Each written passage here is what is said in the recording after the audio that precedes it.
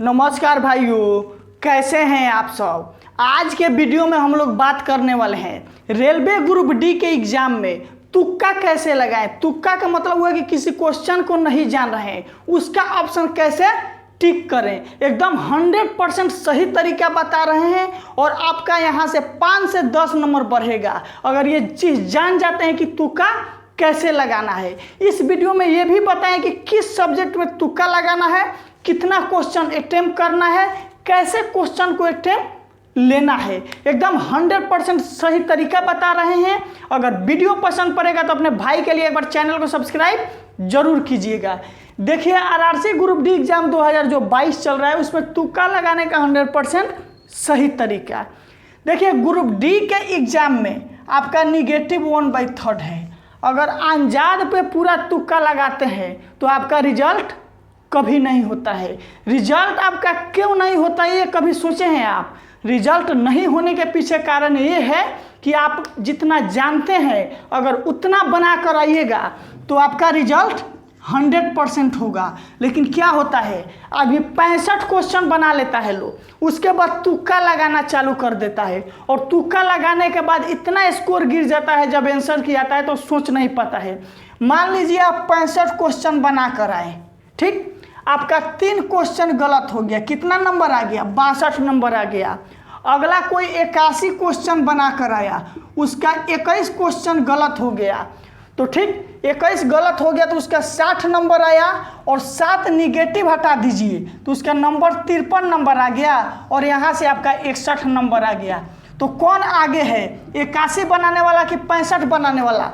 65 बनाने वाला आगे है।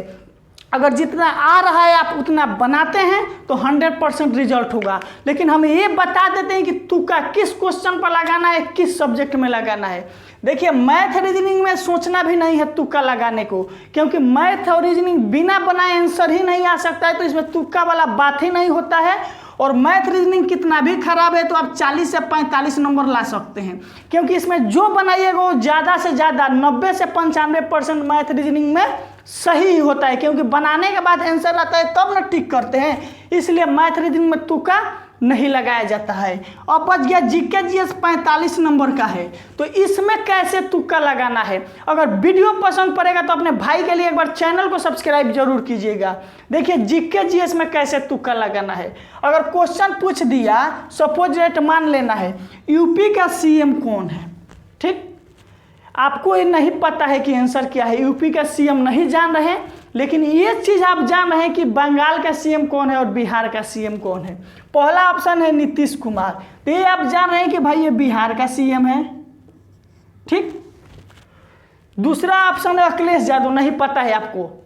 तीसरा ऑप्शन है आदित्यनाथ योगी, आपको नहीं पता है। चौथा है ममता बनर्जी, ये आप जान रहे हैं बंगाल के हैं। तो यहाँ पर 2 चीज़, अगर आपको 4 ऑप्शन में अगर 2 ऑप्शन कन्फर्म हो जाए कि हम जानते हैं ये ऑप्शन नहीं हो सकता है, तभी 2 ही क्वेश्चन पर रिस्क लिया जाता है, तुक्का लगाया जाता है, तभी आपका रिजल्ट होगा, नहीं तो नहीं होगा। अगर 2 क्वेश्चन में मान लीजिए किसी को मार देते हैं, अगर ऐसा कितना कर दिए 6, अगर ऐसा मान लीजिए आप 12 क्वेश्चन करके आ गए और 6 सपोज डेट सही हो गया, 6 गलत हो गया, तो 6 गलत हो गया तो और 6 सही है, तो इसमें से 2 नंबर निकल जाएगा, 4 नंबर आपका बेनिफिट में ही रहिएगा। लेकिन अगर जब चारों ऑप्शन नहीं जान रहे तब तुक्का आपको नहीं लगाना है। यही आपका सही तरीका है तुक्का लगाने का। तुक्का में अगर 2 ऑप्शन जान रहे हैं, 2 ऑप्शन नहीं जान रहे हैं तो अभी रिस्क लेना है, नहीं तो नहीं लेना है। अगर आप जितना जान रहे हैं उतना बना कर आइएगा तो 100% रिजल्ट होगा। इस चैनल पर हम रेलवे से संबंधित हर चीज़ बेस्ट एंड सटीक तरीका में आपको बताते रहते हैं। अगर वीडियो पसंद पड़ा है तो अपने भाई के लिए एक बार चैनल को सब्सक्राइब जरूर कीजिए। आज के वीडियो के लिए आप सभी को धन्यवाद।